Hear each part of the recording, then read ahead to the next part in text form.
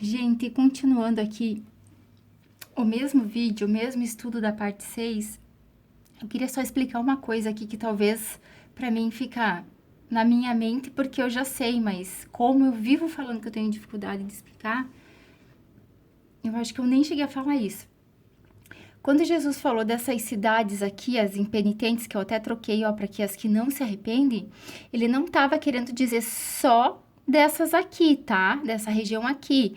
Porque os cabeças das pessoas dessas região, que eram os sacerdotes, os profetas, sumo sacerdote, líderes, os fariseus, os saduceus, os escribas, mestres da lei, todo aquele povo que vivia debaixo da lei e não cumpria, fica lá em Jerusalém. Né? Então, eles são os cabeças, eles são os dominadores. Só que o problema é que esse povo aqui, além de ver o Filho de Deus, rejeitar ele, não acreditou nem nele e nem nas coisas que ele falou. E o problema é esse, que o julgamento vai ser bem pior, porque a palavra de Deus fala o que lá em Lucas 12. Que aquele que conhece a vontade do Senhor e não o fez, levará muitos açoites. Então, isso aqui vai ser bem pior a cobrança para eles. Mas este povo aqui está ligado. Quando Jesus disse isso daqui, ele não estava falando só para essa geração aqui, mas ele estava falando para a geração que estará ligada a este território no tempo do fim. Que junta-se a outras nações que, como a gente viu lá em Ezequiel 32, elas todas vão querer subir, mas vão ser todas precipitadas para o inferno, porque não é só Jerusalém, não é só Israel, porque a Babilônia, que é aqui, ó, que se refere ao rei da Babilônia, essa Babilônia não é a Babilônia da terra dos caldeus, não é a Babilônia do Nabucodonosor, por mais que Deus use ele como exemplo, não é ele. Ele está falando de um povo específico, uma divisão de pessoas, de poder, de pastores, digamos assim, que estarão aliados nesse reino da Babilônia, tá? Porque aqui dentro vão ter pessoas que vão crer em Jesus, vão ter pessoas que vão ser enganadas pela besta e vão ter pessoas que estarão aliadas à besta. Isso dentro de todo o território aonde vai ser feita essa aliança. Então, se a gente for ver lá em Isaías 14, ele fala aqui, ó, o que eu quero explicar para vocês. No tempo do fim, quando eles forem fazer a aliança e eles descobrirem que eles vão ser enganados, aliás, que eles foram enganados, porque essa aliança já vai ser feita com a intenção de enganar Israel para tirar a terra deles, o que vai acontecer? Eles vão ser levados para o cativeiro, eles vão ser levados como escravo, como servos, e lá eles vão passar fome, eles vão passar medo, eles vão se angustiar, eles têm coisas terríveis escritas na Bíblia que eles vão passar. E depois, por que Deus vai permitir isso? Porque é através disso que Deus vai purificar e fazer eles, assim, chorar tanto, causar tanta amargura, a ponto de se arrepender, porque eles não ouviram Jesus quando Jesus veio falando. Jesus avisou tantas vezes sobre esse tempo do fim que virá sobre eles, mas é um tempo que vai ser necessário para purificação, porque eles não querem ouvir. Eles são o povo cego que tem olhos e não vê, tem ouvidos abertos e não ouvem. Por isso que Deus fala tantas vezes através do Espírito Santo, quem tiver ouvidos para ouvir, que ouça. Porque está escrito. Então, o que vai acontecer depois disso, desse tempo de cativeiro? Quando Jesus voltar, ele vai pegar e vai libertar o povo de Israel. E esse povo que escravizou eles, vai vir a se tornar servo deles. Porque Israel, com Jesus, irá dominar sobre esses povos. Porque a lei, o domínio, todo o governo vai vir de Jerusalém das mãos de Jesus. E aqui, ó, isso aqui tá falando, ó, porque o Senhor se compadecerá de Jacó e ainda elegerá Israel e os porá na sua própria terra. E unir-se-ão a eles os estrangeiros e estes se achegarão à casa de Jacó, que foi o que eu acabei de falar. Vai ter estrangeiros que Deus vai escolher até para pregar o evangelho lá no tempo do milênio. Isso tá no último capítulo de Isaías, tá? Porque vai ter gente que ainda nunca ouviu falar do evangelho. Então, o que acontece? No versículo 2, os povos os tomarão e os levarão aos lugares deles.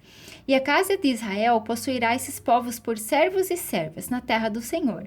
Cativarão aqueles que os cativaram e dominarão os seus opressores. Ó, tá vendo o que eu acabei de falar? No dia em que Deus vier a dar-te descanso do teu trabalho, das tuas angústias, da tua dura servidão com que te fizeram servir, então proferirás este mortejo contra o rei da Babilônia e dirás: como cessou o opressor, como acabou a tirania. Quebrou o Senhor a vara dos perversos e o cetro dos dominadores, que feriram os povos com furor, com golpes incessantes e com ira dominavam as nações com perseguição irreprimível. Essa daqui vai ser o governo da Babilônia. Eles vão causar muita maldade. Vai ser só... tudo que vai contra a lei de Deus eles vão fazer. Ó, agora já descansa, está sossegada toda a terra. Todos exultam em júbilo. Exatamente esse versículo tem um contexto lá no Antigo Testamento em Zacarias. Esse tempo aqui é o tempo do descanso, o tempo do milênio, ó. Até os ciprestes, lembra que a gente viu lá em Jeremias 9, Ezequiel 31, 32, que tem árvores do Éden que vão estar no inferno? Então, olha aqui elas já estão, olha como é que fala aqui, ó. Até os ciprestes se alegram sobre ti e os cedros do Líbano exclamam: desde que tu caíste, ninguém sobe para nós, para nos cortar. Ó, aqui, ó, esse aqui, eles não estão no além, tá? Eles estão falando, ou seja, esses ciprestes aqui não são árvores que estão falando, são as pessoas, são o remanescente de Israel que ficou lá. Lembra que a gente viu que o machado já está colocado na raiz da árvore? Lembra que toda árvore que não der bom fruto vai ser cortado? Isso aqui você compreende melhor lá em Isaías 5. Tem tantas passagens falando sobre as árvores. Uma hora eu faço um vídeo sobre isso, mas não vou falar agora. Mas essas aqui são as poucas árvores que ficaram quando Jesus voltar para salvar eles. Porque a maioria se corrompeu, alguns morreram, mas a maioria se corrompeu. Ó, aqui agora começa a falar do além, ó. O além, desde o profundo, se turba por ti para te sair ao encontro na tua chegada. Tá falando pro rei da Babilônia, ó. Ó, tá esperando ele lá no inferno, ó. Ele, por tua causa, desperta as sombras de todos os príncipes da terra e faz levantar os seus tronos a todos os reis da nação. Todos eles te respondem e te dizem: tu também, como nós, está fraco? Olha eles conversando lá no além, que eu falei que tinha uma conversinha entre os mortos, ó. E és semelhante a nós? Derribada está na cova a tua soberba, e também o som da tua harpa por debaixo de ti, uma cama de gusanos, e os vermes são a tua coberta. Se vocês quiserem ver isso daqui, ó, esse versículo aqui, a gente encontra bem fácil lá em Isaías 65, 24 e Marcos 9, 42 a 48. Tá falando disso daqui, do inferno. Tá, então eu queria mostrar isso daqui para vocês, ó. Aqui, quando eu falei que tem um povo que vai pro inferno, que eu mostrei algumas passagens, não são todas, senão vai ficar muito longo. Quem que são esses aqui? Esses aqui, todos esses que vão pro inferno, são os descendentes de Sete. Todos os descendentes de Sete. Quem que é Sete? Aqui, vou mostrar para vocês, ó. Adão. Lembra de Adão no Éden, né? Que eu falo sempre que Deus anuncia, eu falo não, né? Tá escrito que Deus anuncia o fim do início. Então, Adão teve um filho Caim que matou Abel. Aí, depois, Deus deu um outro filho para eles. E aqui começaram a invocar o nome do Senhor na terra de novo.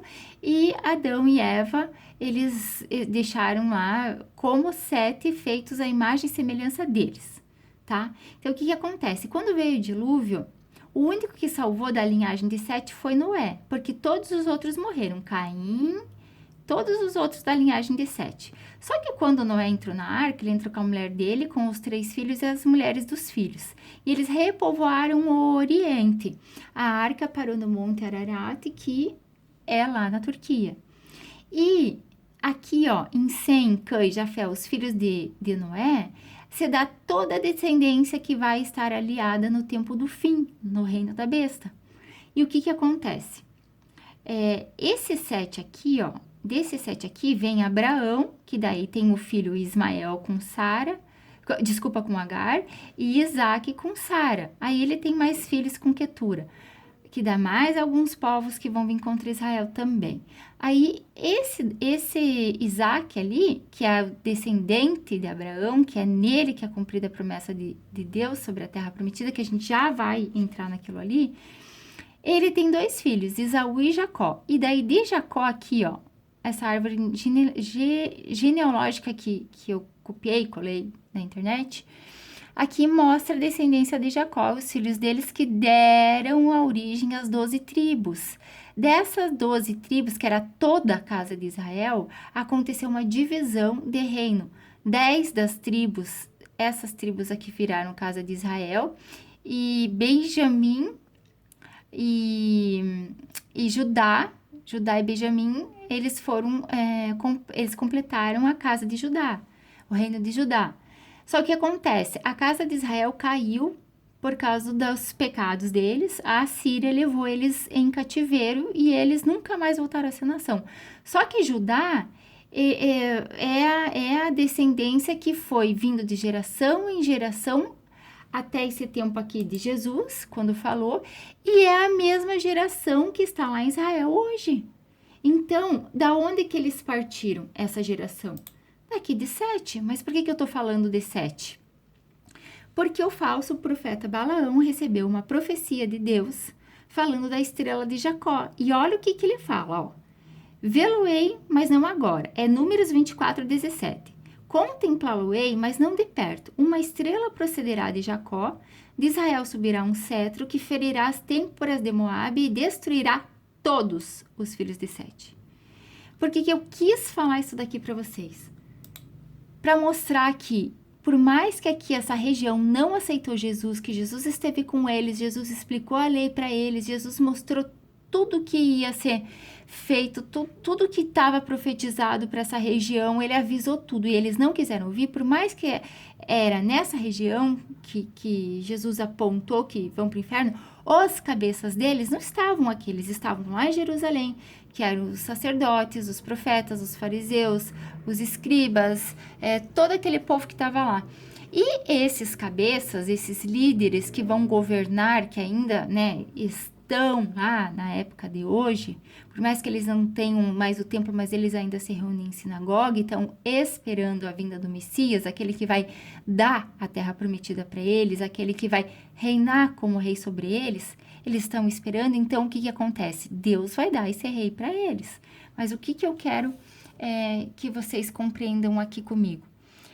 Quando acontecer a aliança do tempo do fim, vai se levantar a grande Babilônia, né? E essa Babilônia do tempo do fim é a união dos reinos, mas Deus se refere ao povo de Israel.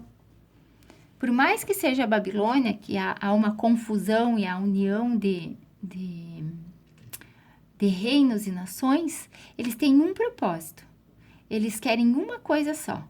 Eles querem a conquista da terra. E essa Babilônia aqui, ó, se a gente for ver lá em Isaías 14, mostra exatamente o texto que Deus fala que vai derrubar ela, né? Fala, inclusive, que está assentada nas extremidades do norte. Então, a gente voltando aqui no nosso estudo, eu quero falar isso aqui, ó. O rei da Babilônia e o rei de Tiro, eles têm uma ligação muito forte. Por isso que lá em Ezequiel 28, quer ver, vamos colocar aqui, ó.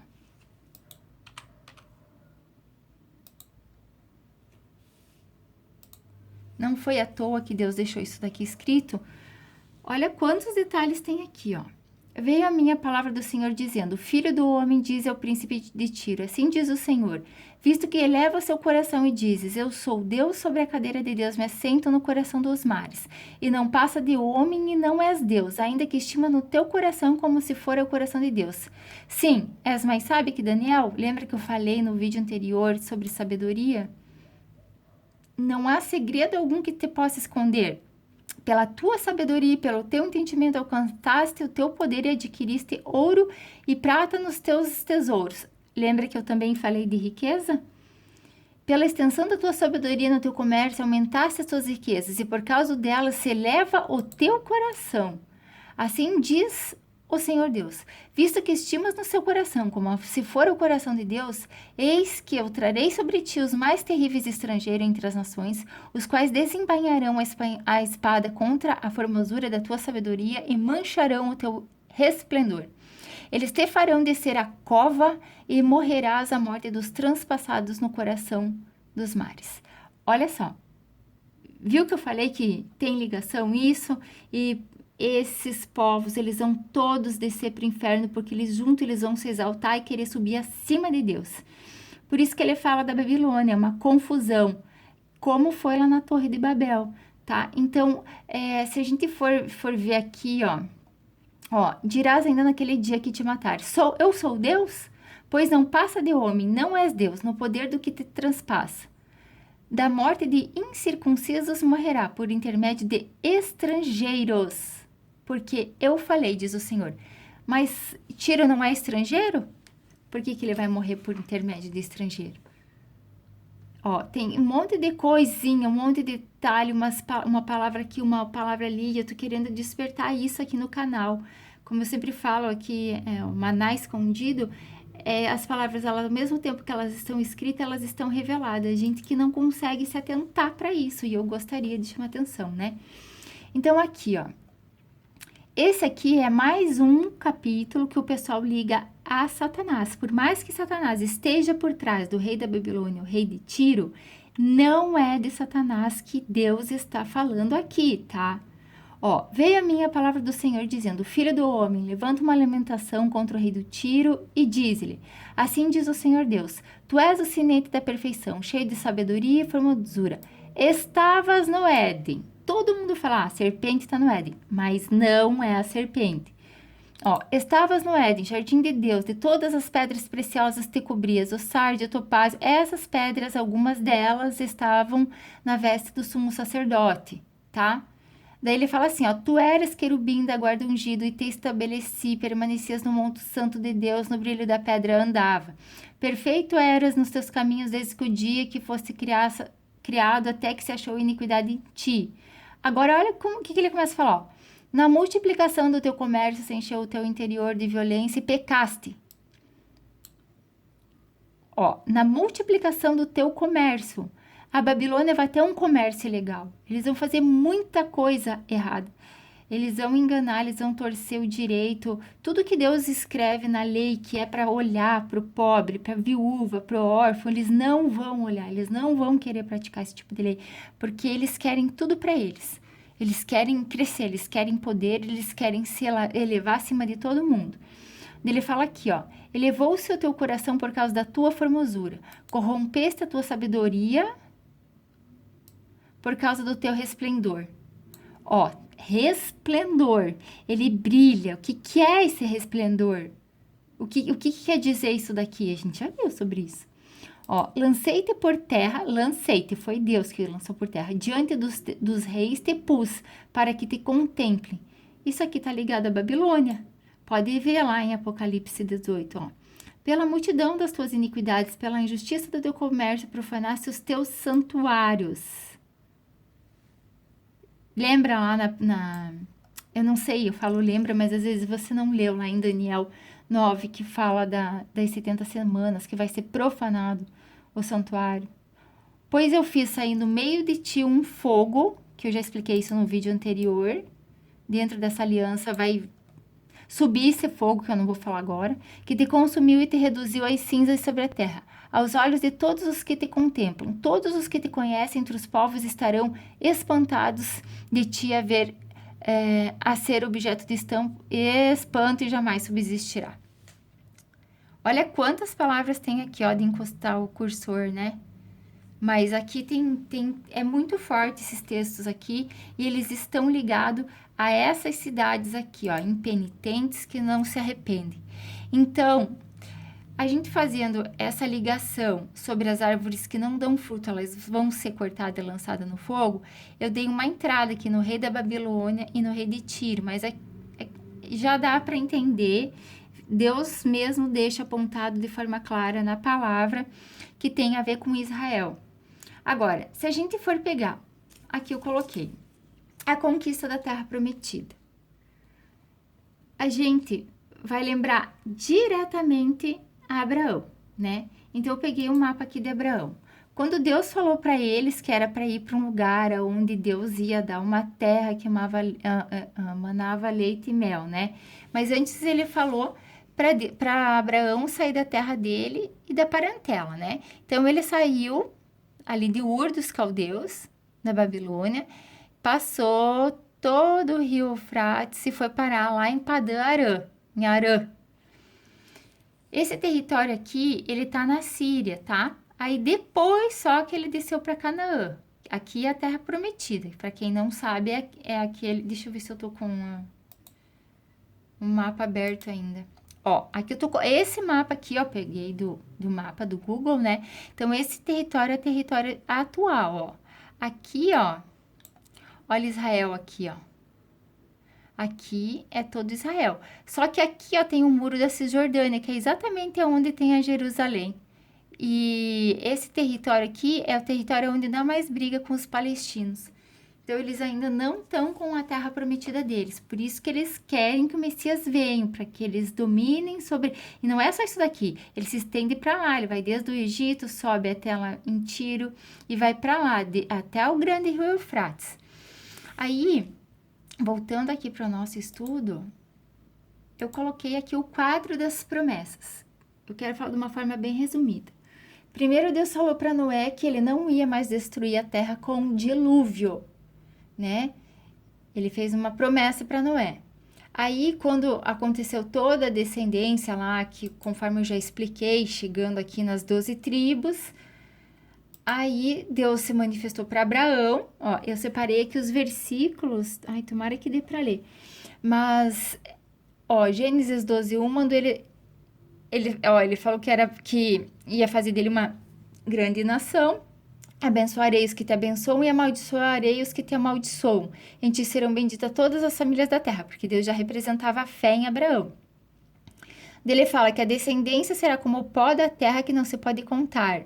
Depois, em Gênesis 15:4, ele fala: aquele que será gerado de ti será o teu descendente, que já aponta para Isaac.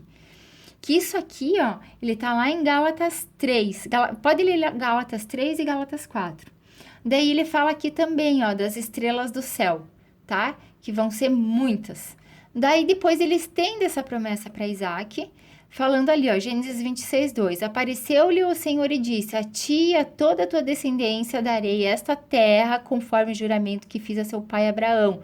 Multiplicarei a tua descendência como as estrelas do céu e darei todas as terras.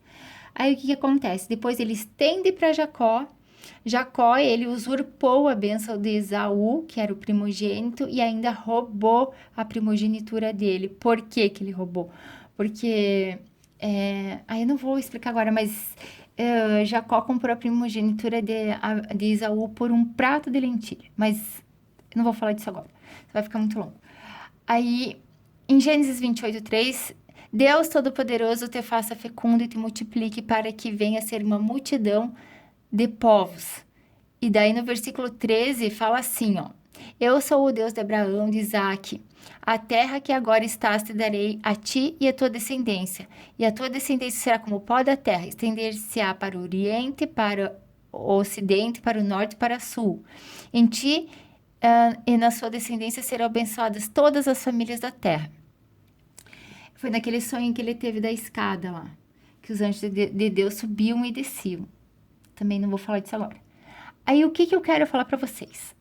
Aqui, ó, a bênção vai sempre para os primogênitos, né? Então, o primogênito de Jacó seria Rúben. Só que Rúben deitou com a mulher do pai dele, Bila.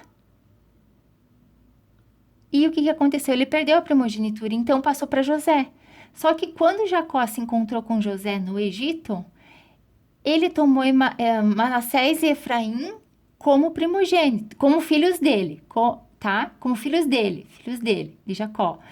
E ele passou Efraim na frente de Manassés. Ou seja, agora o filho de Jacó não existe mais José. Agora é todos esses, Efraim e Manassés. Só que nas 12 tribos, eu vou fazer um desenho aqui, ó. Esse daqui não conta como tribo. E esse daqui também não conta como tribo.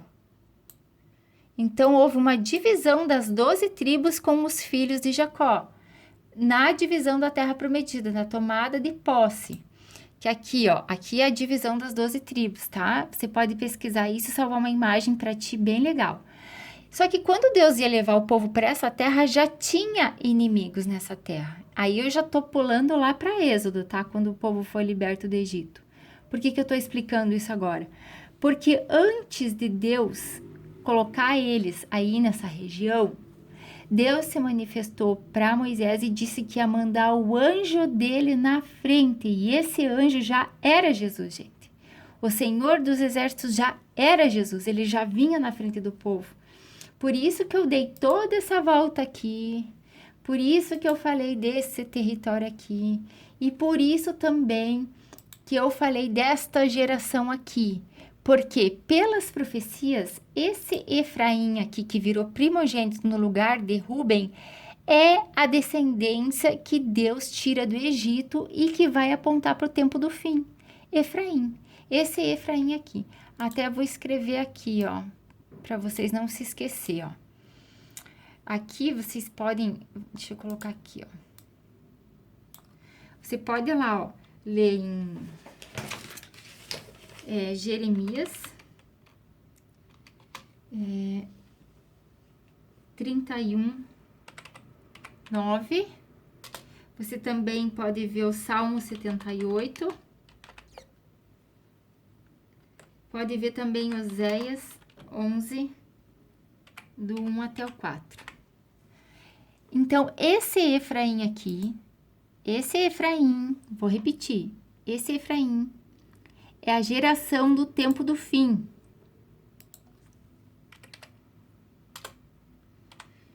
Ó, é a geração que estará no tempo do fim. Agora vem uma bomba aqui, gente. Eu vou mostrar para vocês uma coisa.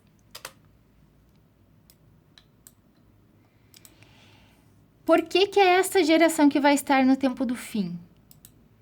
Essa daqui é a última geração da promessa. É a última geração. Porque Deus finalizou e encerrou tudo aqui debaixo dessa... nessa divisão de tribos e território, que eles estão ligados ao território da Terra Prometida. Só que, lá na lei, quer ver? Em Êxodo 20,